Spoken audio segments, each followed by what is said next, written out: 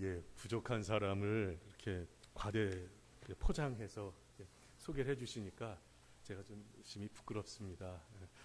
이렇게 그래도 칭찬해주면 기분은 좋습니다. 우리 장로님들께서 부족한 사람을 이렇게 기억해 주시고 섬겨 주셔서 정말 감사드립니다. 오늘은 2부 예배 설교를 제가 안 했습니다. 임시당회장 귀한 목사님께서 오셔서 말씀을 전하시는 관계로 안 했는데 아까 찬양 인도하신 그 권사님 말씀 듣고 나니까 오늘 설교를 했었어야 되는데 생각이 들었습니다. 떡과 돼지고기를 못 먹어서 너무 아쉬워요. 그 말만 들어요. 그 말만.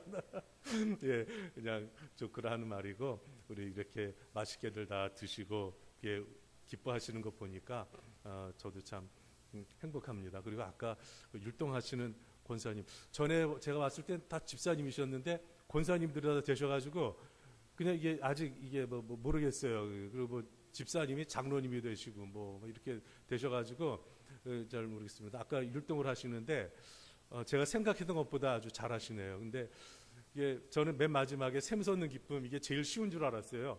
뭐 샘 솟는 게 이렇게 하면 되잖아요. 제일 쉽다 그랬는데 손 모양을 보니까 요거 다르더라고. 요거 그죠? 요게 다른 거야. 이게 올라올 때 이게 펴져야 되는 거야. 그렇죠? 예. 그래서 유심히 보니까 이렇게 하려고 하니까 그때부터 찬양이 안 돼. 이걸 신경 쓰느라고. 근데 지금 잘 안 될 듯 말 듯. 아무튼 이렇게 찬양하면서 하나님께 감사함으로 나아가는 우리 은광 여러분들 볼 때마다 참 기쁜 마음입니다. 보니까 오후 예배도 생각보다 이렇게 많이 나오셨어요. 참 감사하고 한국 교회가 지금 제가 볼 때 한국 교회뿐만 아니라 전 세계적으로 모든 교회가 가장 기본적으로 갖춰야 될 두 가지 중요한 신학적인 요소가 있습니다. 그것이 무엇이냐면은 첫 번째는 구원론이고요. 두 번째는 교회론입니다. 그러니까 이게 구원이 뭔지 그리고 교회가 무엇인지 이것을 분명히 정립을 하면 바른 신앙을 잘 유지해서 나갈 수가 있습니다. 그런데 제가 아까 장로님 소개하셨듯이 목회를 하다가 지난주에도 간증했듯이 탈진해서 좀 못하게 된 상황에 있으면서 좀 그런 가운데서 좀 앞으로 목회를 하든 선교를 하든 하나님 나라를 위한 차원에서 준비를 해야 되겠다 싶어서 좀 책을 저술을 몇 권을 했습니다. 그러니까 목회하면서 한 4권 출판했고 그 뒤로 또 3권을 더 냈는데요. 그 가운데서 이 가족 공동체로서의 교회라는 책이 있어요. 책관 가려고 나온 게 아니고 이 책을 집필할 목적이 있습니다. 그것은 하나님께서 한 번 더 목회할 기회를 주시면은 그 목회를 어떤 교회관을 가지고 목회를 해야 될 것인가 그것을 이론적인 부분과 실제적인 부분을 이렇게 같이 접목시켜서 쓰기 시작을 했습니다. 근데 이 책이 원래 뭐 이번에 새로 쓴 게 아니라 실은 그 2007년도에 그 목회학 박사 학위 논문으로 쓴 것을 더 보완해서 냈습니다. 그래서 교회론 하게 되면 어렵게 생각합니다. 그래서 평신도 분들도 아주 이해하기 쉽게 하기 위해서 나름 아주 간결하면서 쉽게 쓰려고 노력을 했습니다. 그런데 이렇게 신학생 분들도 이렇게 보시면은 일단 간결하니까 좀 도움이 된다고 그런 얘기들도 하고 그리고 이 책을 출판하고 나서 여러 교회에서 뭐 재직 세미나나 뭐 또 헌신 예배 이런 또 강의 이런 것을 초청을 받아서 했는데 의외로 반응이 괜찮았습니다. 그래서 제 마음에 이런 마음이 들었어요. 담임 목사님께서 이렇게 청빙대에 오시기까지 어떻게 얼마까지 할지 모르지만은 일단은 저보고 좀 설교를 특별한 적이 없으면은 해달라고 하신 것으로 제가 이해가 돼서 그러면은 새술은 새 부대에 담아야 되니까 그렇게 하기에 앞서서 우리 성도님들에게 교회론이 무엇인지를 좀 이렇게 가르쳐 드리면은 여러분들이 앞으로 새로 오실 목사님 어느 분이 오실지 모르지만은 그 오실 목사님과 함께 좀 바른 교회관을 가지고 바른 신학과 신앙을 세워서 해 나갈 수 있겠다. 이런 판단이 들었습니다. 그래서 제가 할 수 있는 범위에서 최대한 하겠는데 죄송하지만 제가 책 판매는 거의 안 합니다.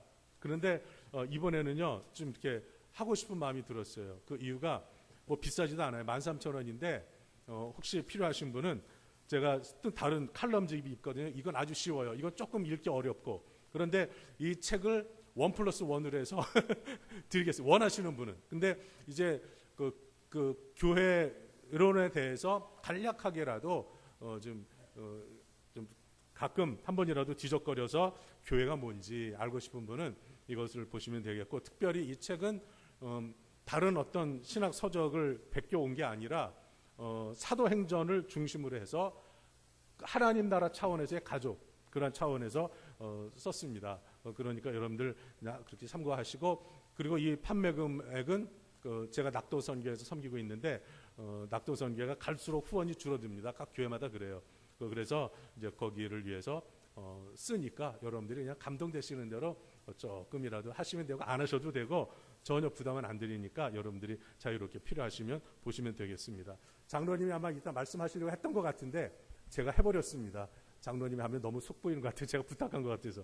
그래서 제가 좀 솔직하기 때문에 좀 그랬는데 이 책의 머릿말에 이런 글이 있습니다. 사실은 전도서 1장 9절에 보면요.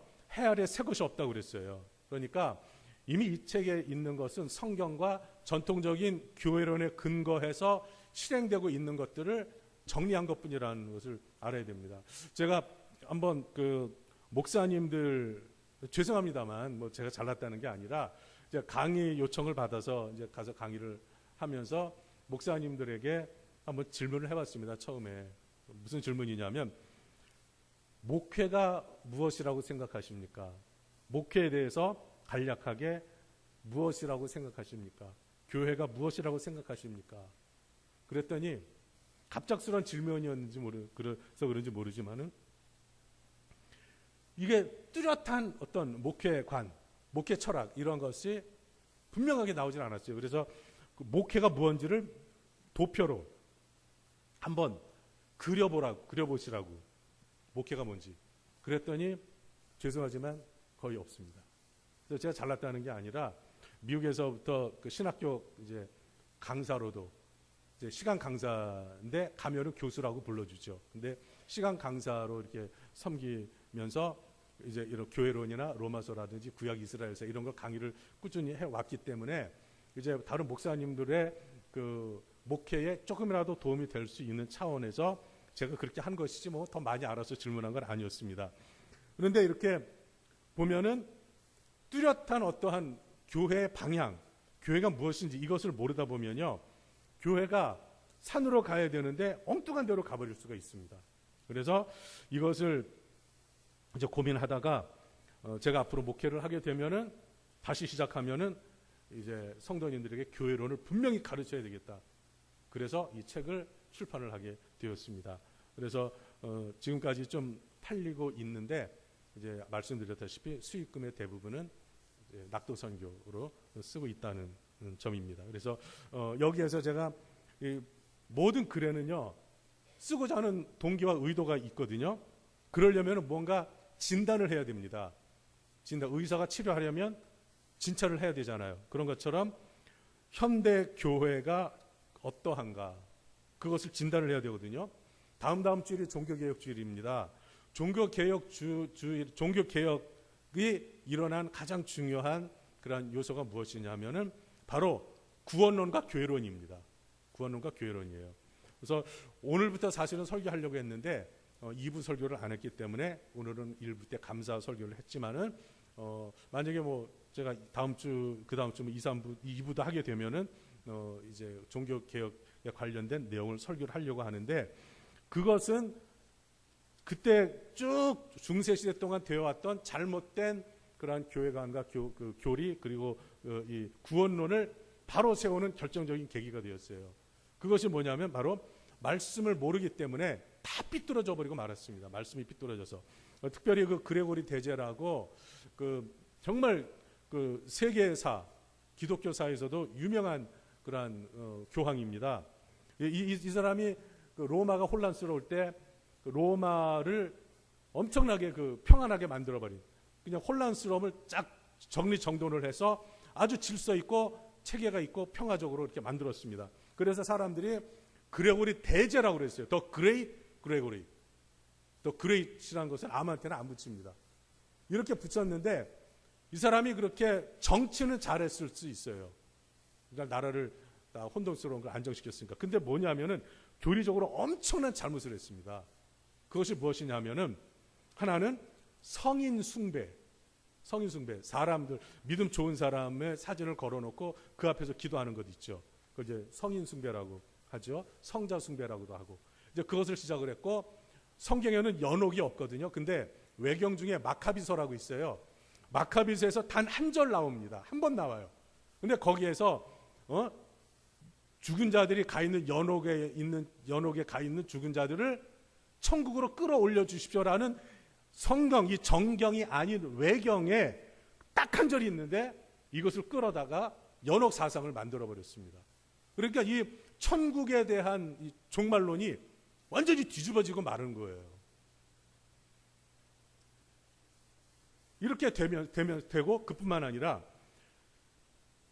구원론에 있어서 우리는 구원을 뭘로 받는다고 믿어요? 뭘로 받아요, 우리 구원을? 믿음으로 받잖아요. 믿음으로 받아서 로마서 1장 17절 말씀. 오직 의인은 무엇으로 말미암아 살리라? 믿음으로 말미암아. 믿음이거든요. 그러니까 믿음이 앞서는데 이 믿음을 전제하는 게 있어요. 그러니까 믿음하게 되면은 우리가 주체가 되거든요. 내가 믿으니까 내가 하나님을 믿는다 이렇게 돼버리잖아요. 그런데 이것 가지고는 충분하지가 않습니다. 그래서 그게 필요한 게 뭐냐면은 은혜예요, 은혜. 제가 지금 심혈을 기울여 지금 1000페이지 가까이 됩니다. 이걸 쓰고 있는 책이 있는데 은혜예요, 은혜. 그래서 이 기독교사를요 제가 다 한번 다시 훑어보고 그렇게 해보니까 종교개혁이 일어난 것은 여러분 로마서 3장 24절 로마서 3장 24절 말씀에 이런 말씀이 있어요. 예수 그리스도로 말미암아 하나님의 은혜로, 자 보세요. 예수 그리스도로 말미암아 하나님의 은혜로, 그 다음에 값없이 의롭다함을 받았느니라. 여기 보면 제일 먼저 나오는 게 하나님의 은혜예요. 근데 이 은혜가 예수님을 통해 나타났다는 거예요. 그러니까 우리가 구원받는 것은 내가 주체가 돼서 내가 믿는 게, 죄송합니다만 판단하려고 하는 건 아니에요. 그렇게 할 수 있어요. 그러니까 사도신경을 보면요, 먼저 번 것은 전능하사 천지를 만드신 하나님 아버지를 내가 믿사오며 이렇게 되어 있잖아요. 근데 제가 새로운 것은 아직 못 외웠어요. 그러니까 계속 먼저 것만 하기 때문에. 근데 새로운 것은 뭐예요? 시작이 어떻게 돼요? 나는 뭐예요? 나는 믿는다 이거잖아요. 나는 믿는다. 한번 생각해 보세요. 무엇이 무엇이 시작이 돼야 되는지. 그러니까 제가 은광교회가 그렇게 하니까 더 이상 언급을 안 하겠습니다. 그런데 좀 더 엄밀하게 따지면요, 사도 바울 같은 경우에는 내가라는 그러한 표현을 쓰질 않습니다. 항상 예수 그리스도로 말미암아, 항상 예수님이 앞서가고. 그러니까 이게 말 한마디가요, 그러니까 내가 주체가 되는 게 아니라 하나님이 주체가 되셔야 된다 이 말입니다. 그러니까 이 고백이 의도적으로 그렇게 한다는 건 아니에요. 다 의미가 포함되어 있어요. 그렇지만은 그럴 수도 있다. 그러니까 이게 우리가 구원을 받는다. 그러니까 내가 믿기 때문에 구원받는 게 아니에요. 그건 그 다음 문제예요. 먼저 무엇이 필요한 거예요? 하나님의 은혜로 받는다. 로마서 3장 24절이 정말 로마서의 핵심 구절이에요. 제가 로마서를 이번에 은혜를 연구하면서 읽고 또 읽었는데요. 보통 의인은 로마서 1장 17절을 말하잖아요. 기록된 바 오직 의인은 믿음으로 말미암아 살리라. 핵심 구절이에요. 종교개혁이 일어난 거. 그러면 왜 어떻게 믿음이 생성이 되고 그 다음에 의로워지는 것이 무엇이냐는 것이죠. 의로워져야 되거든요. 일단은. 그러니까 이 의로워지는 것은 우리가 스스로 의로워질 수가 없어요. 믿는다고 의로워지는 게 아니에요. 의로워질 수 있는 것은 예수님께서 십자가에서 죽으시고 부활하신 이것, 로마서 4장 마지막 절 26절에 나와 있듯이 예수님이 십자가에서 죽으심으로 우리가 죄사함을 받고 예수님이 부활하심으로 우리가 의롭다함을 얻었다 이겁니다. 그러니까 예수님의 십자가와 부활이 왜 중요하냐? 왜 평생 우리가 강조해야 되느냐? 목사가 매번 왜 예수 그리스도의 십자가 부활을 얘기해야 되느냐 하면은 바로 예수님의 십자가로 말미암아 우리가 예수님의 십자가에 달려 죽으심으로, 여기 보면 값없이라고 되어 있어요. 값없이. 이것을 또 속량이라는 단어가 나옵니다. 예수 그리스도의 제가 하나 빠뜨렸어요. 예수 그리스도의 속량으로 말미암아 하나님의 은혜로 값없이 의롭다 하심을 받았느니라. 정확하게 그렇습니다. 여기서 예수 그리스도의 속량이 뭐냐면 값을 대신 지불한다는 거예요. 그러니까 우리가 십자가에 달려 형벌을 받아야 되는데 우리를 끌어내리시고 예수님이 대신 달리셔서 십자가에서 죽으신 거예요. 값을 지불하신 거예요. 구약에서 말하는 것처럼. 구약에서 하나님께 제사 드릴 때 번제, 속죄제, 화목제, 속건제, 소제 드리잖아요. 그것을 희생제물이라고 그래요. 희생제물. 그러니까 희생을 해서 동물을 희생을 해서 자기 자신을 살리는 거예요. 그러니까 예수님이 우리를 살리시기 위해서 십자가에 대신 달리셔서 죄값을 지불하신 거예요. 이게 속량이에요. 그러니까 이 속량의 은혜로 말미암아, 이 은혜로 말미암아 우리가 의롭다함을 얻게 되었다는 거예요. 의롭다함을 얻고 그 다음에 우리가 예수님을 믿음으로 우리가 온전한 구원을 이루게 되는 것이죠. 그러니까 하나님의 의롭게 하시는 은혜와 하나님이 우리에게 은사로 주시는 믿음이 딱 이렇게 만나면서 여기서 온전한 구원의 스파크가 일어나서 우리는 구원받는 자가 되는 겁니다. 그런데 문제가 뭐냐면은 그레고리 대제 이분이 정치는 잘했는데 교리를 막 성경을 막 왜곡시켜버리고 말았습니다. 그것이 무엇이냐면 선행으로 구원받는다. 이렇게 해버린 거예요. 그러니까 선행으로 은혜가 강조돼야 되는데 은혜가 다 빠져버렸어요. 하나님의 은혜가. 그러니까 인간의 의지, 공로, 선행으로 구원을 받는다. 이렇게 돼버린 거예요. 이것이 이제 뿌리를 내려서 중세 신학이 돼버리고 말았습니다. 그래서 중세 시대가 타락했다는 게 그래서 그런 거예요. 종교개혁이 일어날 때 마르틴 루터가 1517년 10월 31일 날 이제 95개 조항을 걸어놓으면서 그렇게까지 될 줄 몰랐는데 걸어오면서 그냥 완전히 활화산처럼 터져버리고 말았죠. 그랬는데 그때 당시 그 교황이었던 레오 10세가 뭘 했느냐면은 그걸 팔았어요. 면죄부를 팔았어요. 면죄부도 급이 있습니다. 비싼 게 있고 중간치 있고 싼 게 있어요. 근데 이 면죄부를 파는데 그 테첼이라고 하는 그러한 영국의 수도사, 이 사람이 말을 굉장히 잘해요. 그러니까 이 사람을 고용을 해가지고 면죄부를 팔면 너에게 인센티브를 얼마를 주겠다. 이렇게 한 거예요. 그러니까 이 사람이 길을 쓰고 파는 거죠. 길을 쓰고. 그러면서 뭐라고 했느냐면은 이 면죄부를 산 사람의 동전이 이 헌금함에 떨어지는 그 순간, 소리가 딸랑하고 나는 순간에 당신은 죄사함을 받고 천국에 갑니다. 이렇게 말을 교묘하게 흘려버린 거예요. 그러니까 사람들이 와, 이렇게 쉬운 구원을 이렇게 쉽게 받아? 너도 면죄부 사는 거죠. 그래서 마르틴 루터의 95개 조항 중에 하나가 있습니다. 그게 뭐냐 하면은 이 레오 10세가 자기가 업적을 기르기 위해서 성 베드로 성당을 건축을 하는데 그 기금을 마련하기 위해 함이었거든요. 마르틴 루터가 거기다 그렇게 한 줄 썼어요.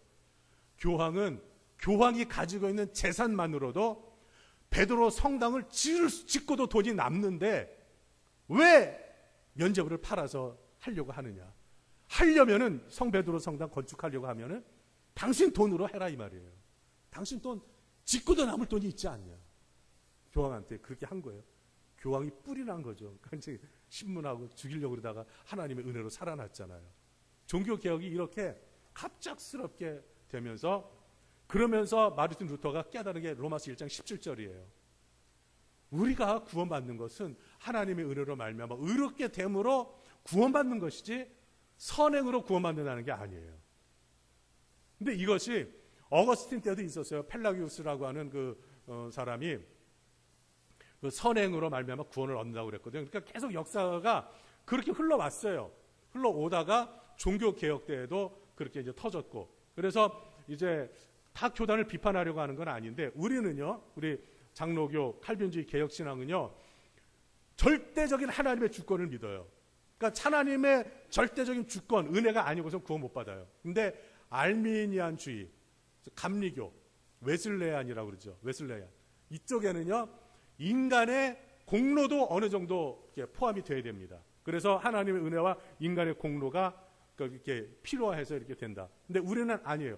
전적으로 하나님의 은혜로 구원받는다. 그러니까 신학적인 차이가 있는 것이죠. 그래서 저는 이렇게 장로 교인이 장로교 목사가 되고 이것을 굉장히 하나님의 은혜라고 생각을 합니다.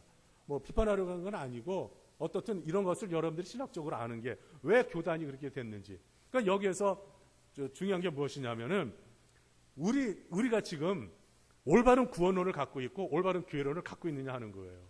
그러니까 서론을 제기하는 건데 여러분 제가 그래서 제기한 게 있습니다. 교회 존재 목적과 사역이 과연 누구 중심이냐는 거예요. 그래서 죄송하지만요. 저도 그렇게 목회를 했었어요. 하나님이 중심이 아니라 사람 중심이에요. 사람 중심. 담임 목사 중심. 담임 목사 자기 고집대로 자기의 생각대로 이렇게 할 수 있고 또 교회 전통이 하나님의 말씀보다 앞서가고 그러니까는 로마 카톨릭이나 신약시대 바리새인들의 문제점이 뭐예요? 그들이 유전과 전통을 하나님의 말씀보다 더 앞세운 거거든요. 로마 카톨릭의 문제가 뭐냐면 교회의 전통을 교황의 말을 하나님의 말씀보다 더 앞세우는 거예요. 이게 문제거든요. 우리 개신교는 어떻습니까? 그러니까 목사님들이 어떤 절대적인 권한을 가지고 그렇게 하다 보니까 문제가 많이 발생이 될 수가 있어요. 제가 그런 목회를 했었습니다.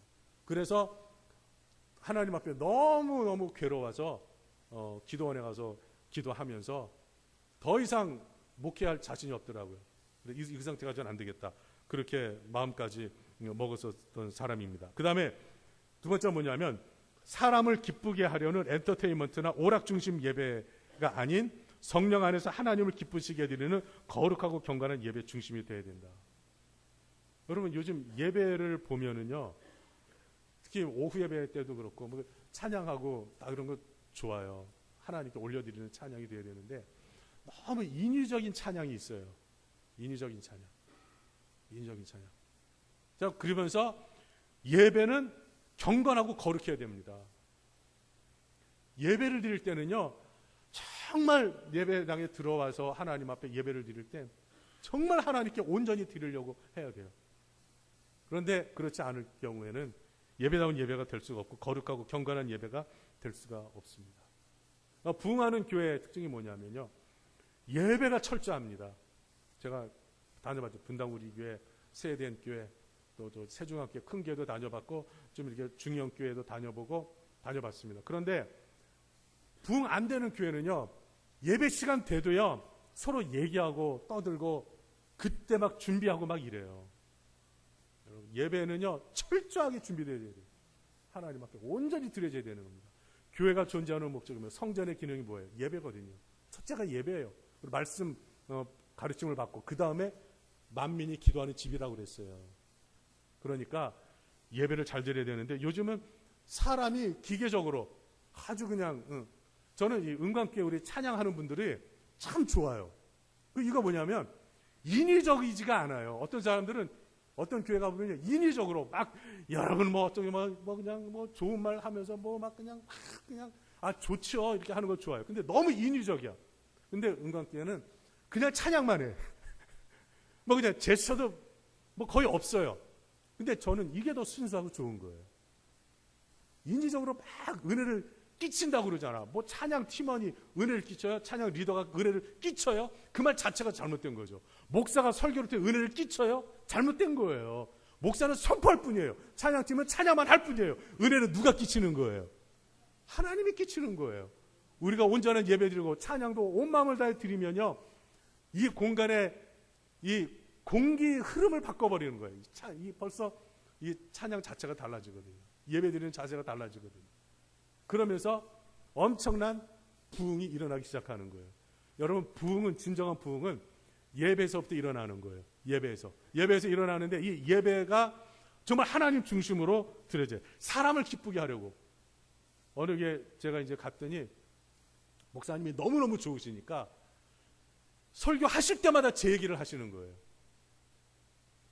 새벽기도 갔는데 새벽기도 때도 제 얘기를 하시는 거예요. 못 나가겠어요. 도저히 못 나가겠어요. 제 얘기를 할 필요가 없잖아요. 근데 저를 좀 기분 좋게 해서 하시려고 하시는 건 좋아요. 매번 계속 그러니까 이건 사람 비유 맞추는 설교거든요. 제가 설교에 들어갈 이유가 없어요. 근데 계속 그래요. 그러니까 불편하더라고. 그들 안 나갔어요. 안 나갔어. 목사님 왜 안 나왔냐고 그러는데 그냥 다른 핑계 대고 안 나갔습니다. 제 얘기를 할 필요가 없는 거죠. 예수 그리스도가 선포돼야 되는. 그분이 잘못됐다는 것보다 워낙 이제 교인 수도 많지 않고 하니까 나온 사람 한 사람이라도 붙잡으려고 그 애절한 마음으로 한 건 알아요. 알지만 제가 자꾸 언급되는 것 자체가 너무 싫었습니다. 교회는 사람을 기쁘게 하고 높이는 게 아니에요. 하나님을 기쁘시게 들어 높여드리면 하나님이 우리에게 성령으로 말미암아 아까 강물같이 흐르는 성령이 우리 안에 스며들어서 성령께서 우리 안에서 엄청난 기쁨을 주시는 거예요. 아까 권사님 저 뒤에서 만났는데 인사하시면서 그냥 저보고 좋아서 웃으시면서 막 인사를 하시는데 기분이 너무너무 좋아요. 제가 뭐 시킨 것도 아니잖아요. 그게 왜 그래요? 성령께서 그 안에 기쁨을 주신 거거든요. 하나님 앞에서 그런 모습. 그 다음에 프로그램 중심이 아니라 하나님의 뜻을 성취하는 사역 중심. 사람을 높이는 인문학적 인본주의 중심 설교가 아니라 예수 그리스도가 선포되어 하나님을 영원하게 되는 신본주의 중심 설교. 인문학이 유행하다 보니까 인문학은 사람을 연구하는 거잖아요. 그 사람의 그 업적, 성공 사례 이런 것들을 자꾸 들춰내는 거예요. 그러면서 설교가 성공의 방법을 마치 제시하는 것처럼 변질되어 버리고 말았어요.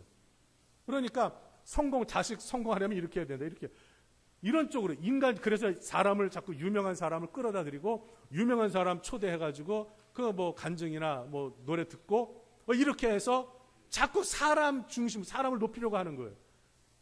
그렇게 하다 보니까 여러분 뭔가 듣긴 들었는데 좋은 말인데 공허해. 근데 별거 아닌데 그냥 예수님 전하면 예수님 하면은 그냥 마음이 뭉클뭉클하니 뜨거워져요.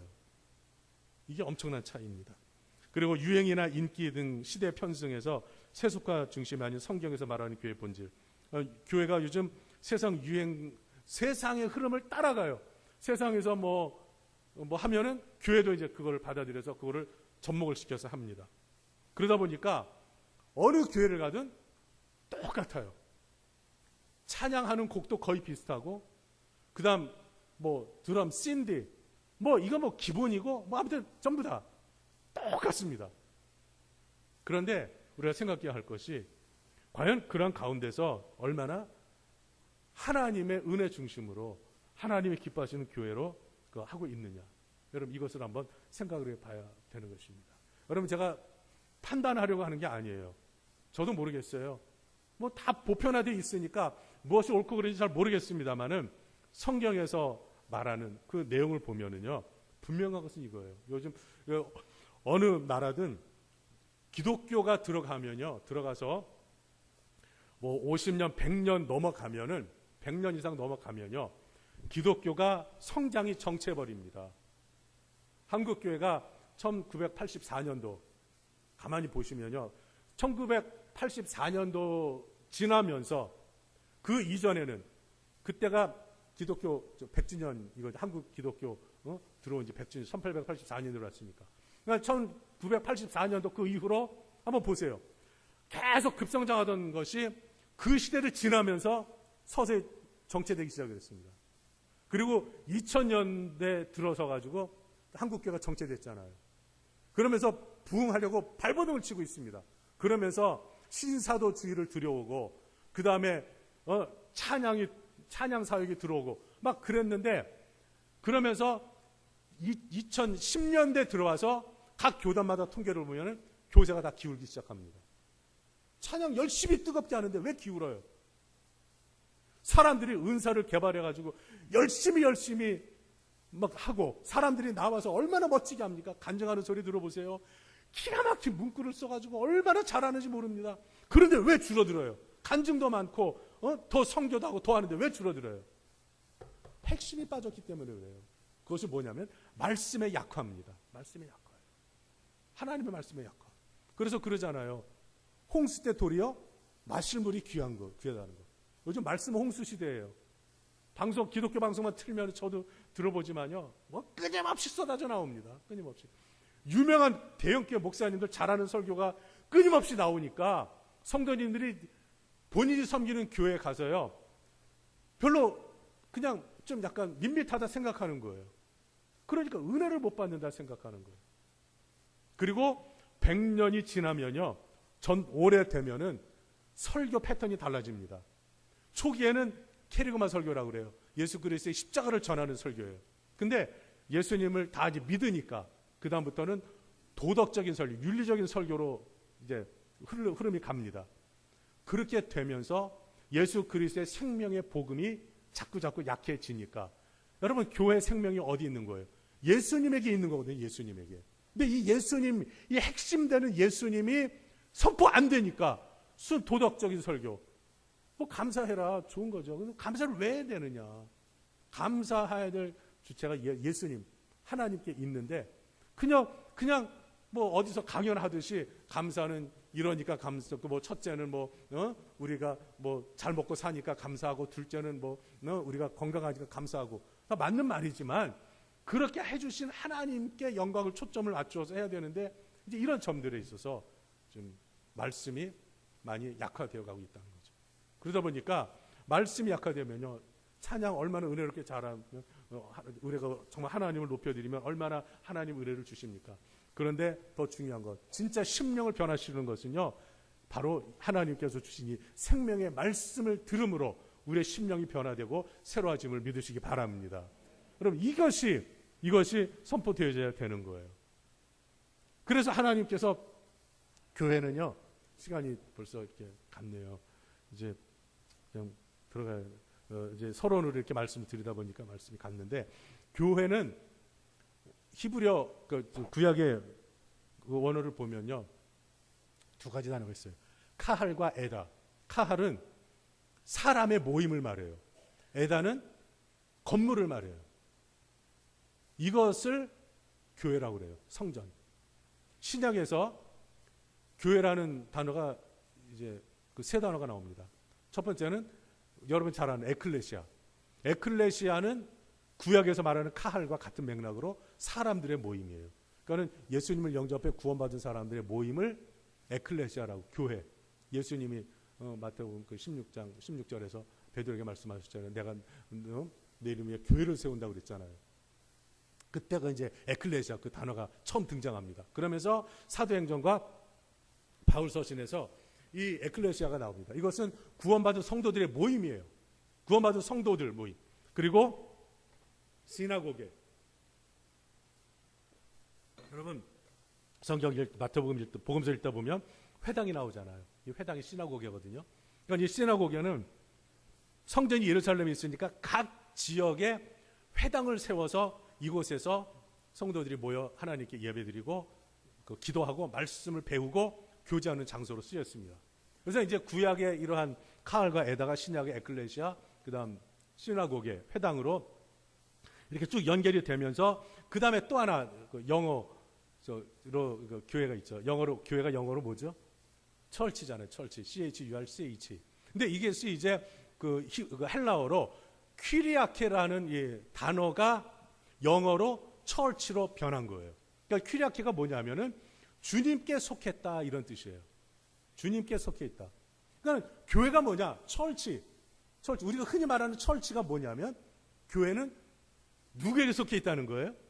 주님께 속해 있다는 거예요. 주님께. 그러니까 교회는 우리 게 아니에요. 누구 거예요? 주님의 것이에요. 주님의 것. 그러니까 이 교회를 말할 때 우리가 주인의식을 갖고 섬기지만은 실제적인 주인은 바로 우리가 아니라 누구시라는 거예요? 예수님이시라는 거예요. 예수님. 여기까지만 하겠습니다. 더 하면 주무실 것 같아. 그래서 제가 지금 교회에 대해서 잠깐 말씀드렸는데, 여기 책에도 좀 제가 간략간략하게 짤막짤막하게 서술을 했는데요. 그러면서 사도행전을 중심으로 왜 그러느냐면요, 이 사도행전이 예수님이 승천하시고 난 다음에 최초로 세워진 교회거든요. 교회가 나오거든요. 예루살렘 교회가. 이 예루살렘 교회가 그래서 가장 바람직한 교회의 모습을 보여주고 있습니다. 그래서 이것을 중심으로 해서 교회가 무엇인지를 아심으로 신앙생활을 잘해서 정말 온전한 하나님의 구원에 참여하여 하나님의 뜻을 이루어가고 예수님을 땅끝까지 전파해서 모든 민족과 족속들이 하나님께로 나와 하나님께 영광을 돌리는 그러한 역사가 일어나기를 주님의 이름으로 축원합니다. 하나님 아버지 감사합니다. 저희들이 역사적으로 한번 교회사적으로 기독론과 또 구원론을 그리고 교회론을 짤막하게나마 설명을 했습니다. 아버지 하나님, 저희들이 신앙생활을 한다고 하지만은 정말 부족한 게 너무나 많습니다. 불쌍히 여겨주시고 은광교회가 앞으로 더욱더 하나님이 기뻐하시는 교회로 온전히 세워져 가도록 인도하여 주시옵소서. 예수님의 이름으로 기도드립니다. 아멘.